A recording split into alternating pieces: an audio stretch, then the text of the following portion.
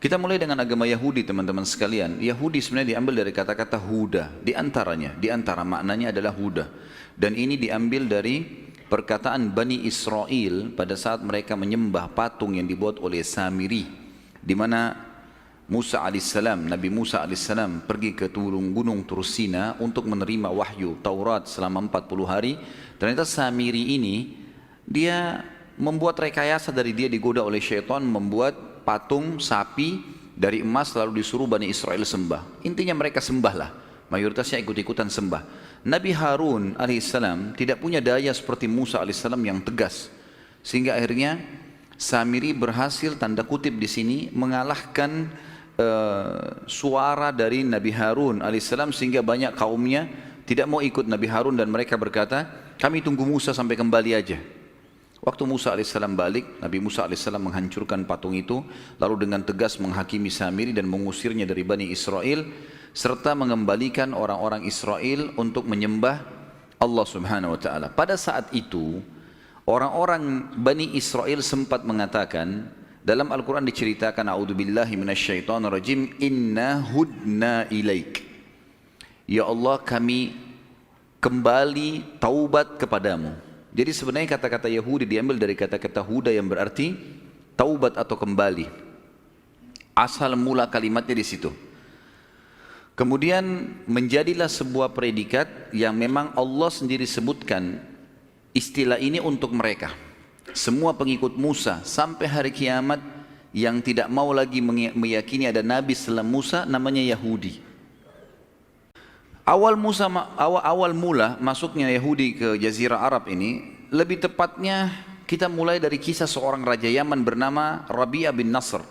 Rabi'ah bin Nasr. Rabi'ah bin Nasr ini seorang raja Yaman dan ia pernah bermimpi satu waktu, dalam beberapa buku sejarah disebutkan, dan dia sangat gelisah dengan mimpi itu. Dia mimpi kerajaannya hancur, segala macam api di sana sini, dia ketakutan. Lalu kemudian pada saat itu Rabi'ah bin Nasr ini bukan penyembah Allah, dia penyembah berhala.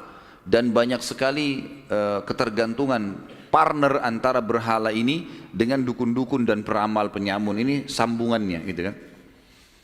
Maka dia bertanya kepada para dukun-dukunnya, kira-kira apa alasan, apa takwilnya mimpi ini? Sebagian dukun-dukunnya mengatakan ini menandakan kerajaan Anda akan hancur sebentar lagi gitu. Maka Rabi'ah bin Nasr karena ketakutan dengan takwil mimpi itu, dia pun akhirnya mengeluarkan mayoritas keturunannya, anak-anaknya, sebagian istrinya, kemudian kerabat umumnya, yang kerabat besarnya dia dipindahkan di wilayah sekitar Irak ya. Dan di wilayah sekitar Irak inilah berkembang pesat keturunan dia, dan nanti akan dikenal ada seperti Nu'man bin Bashir. Nanti akan ada tentu sentuhan tentang kisah orang ini. Nu'man bin Bashir ini salah satu keturunan Rabi'ah bin Nasr yang waktu dihijrahkan ke Irak, kemudian mereka berkembang di situ di wilayah padang pasir yang luas sehingga menjadi komunitas kerajaan yang besar juga di Irak. Tapi ini keturunan Rabi'ah bin Nasr. Baik, yang sedang kita bahas Rabi'ah bin Nasr. Rabi'ah bin Nasr ini selain memang kerajaannya sangat luas, dia juga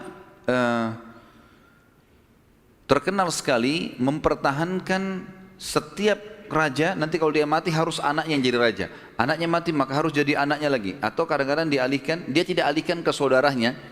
Rabi'ah bin Nasrin kalau mati anaknya jadi raja. Nanti kalau anak yang pertama mati pindah ke anak kedua, anak ketiga, terus dia mau ke keturunannya. Salah satu keturunan Rabi'ah bin Nasr yang terkenal sekali, jadi banyak keturunan dia, tapi diantaranya yang jadi saksi bahasan kita adalah seseorang yang bernama Tabban As'ad. Ini nama yang kedua.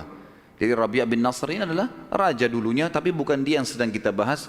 Ada keturunan dia yang bernama Tabban As'ad. Tabban As'ad ini kerajaannya luas, secara fisik orangnya kuat, tampan, kaya raya, keturunannya banyak, gitu kan.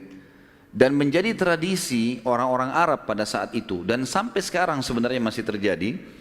Kalau ada seseorang memiliki kelebihan fisik, keturunannya banyak, orangnya pintar, kaya raya, pokoknya berkumpul pada dia kelebihan-kelebihan duniawi ini, maka dia boleh membuat suku sendiri atas namanya dia. Walaupun suku itu dianggap cabang dari suku induk. Salah satunya adalah Tabban As'ad ini.